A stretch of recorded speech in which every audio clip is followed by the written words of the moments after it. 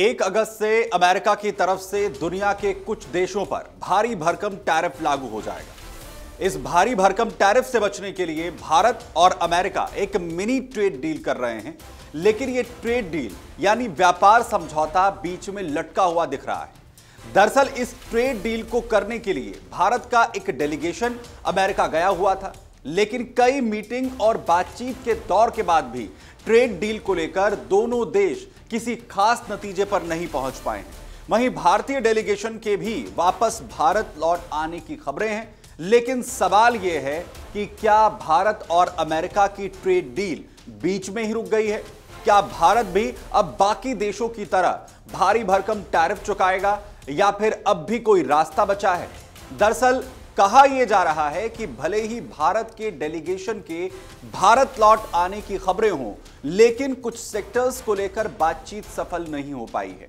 जिसके चलते अब अगस्त के बीच में अमेरिका की तरफ से डेलीगेशन भारत आने की खबर है, जिसके बाद एक बार फिर इस डील पर चर्चा शुरू हो सकती है।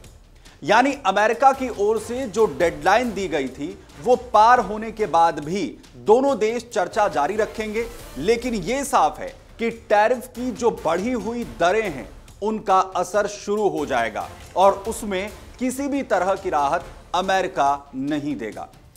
दरअसल अमेरिका के कॉमर्स सेक्रेटरी हार्वर्ड लुटनिक की तरफ से एक चैनल को दिए इंटरव्यू में साफ कर दिया गया है कि 1 अगस्त की डेडलाइन सख्त डेडलाइन है और इस दिन से नए टैरिफ लागू हो जाएंगे, लेकिन अगर देश बातचीत करना चाहते हैं तो उसका रास्ता खुला रहेगा, लेकिन बढ़ा हुआ टैरिफ देशों को देना ही होगा।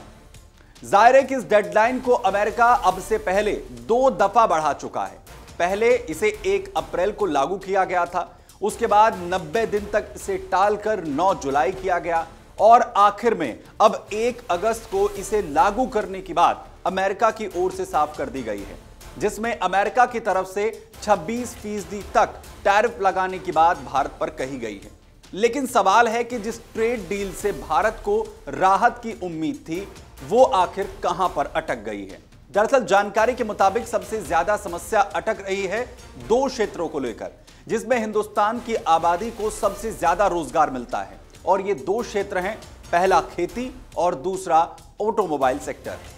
दरअसल कहा जा रहा है कि भारत ने इन 2 सेक्टर्स को लेकर काफी सतर्क जो रुख है वो अपनाया है, क्योंकि भारत में सबसे ज्यादा रोजगार इन्हीं सेक्टर्स में है। जहां एक तरफ अमेरिका ये चाहता है कि भारत इन दोनों सेक्टर्स में एंट्री के लिए जो रास्ते हैं उन्हें खोले, मार्केट ज्यादा ओपन करे, वहीं भारत ने इसे लेकर अभी भी सतर्कता बरती है और इसके व्यापक असर को समझने के लिए और डील पर आगे बढ़ने के लिए वक्त की मांग की है।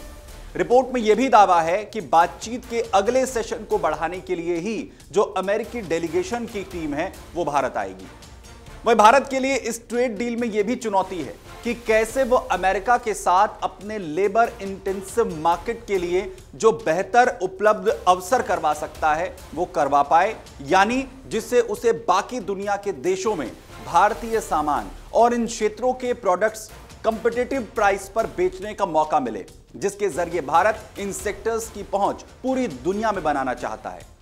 हालांकि जहां इस डील को लेकर कई रिपोर्ट्स और एक्सपर्ट सवाल उठा रहे हैं, उनका यह कहना है कि डील WTO यानी वर्ल्ड ट्रेड ऑर्गेनाइजेशन के नियमों का सीधा सीधा उल्लंघन करती है। यानी अमेरिका तो एक तरफ लगातार देशों पर टैरिफ कम करने का दबाव बना रहा है, वहीं दूसरी तरफ खुद टैरिफ में किसी भी तरह की कटौती नहीं की जा रही। लेकिन एक बात जो साफ है कि भारत को अब 1 अगस्त से बढ़े हुए टैरिफ के साथ ही एक्सपोर्ट करना होगा, यानी अमेरिका में भारतीय सामान महंगा हो जाएगा, जिसका सीधा असर महंगाई के तौर पर ग्राहकों पर पड़ेगा और जिससे ग्राहकों की कमी भारतीय कंपनीज को झेलनी होगी।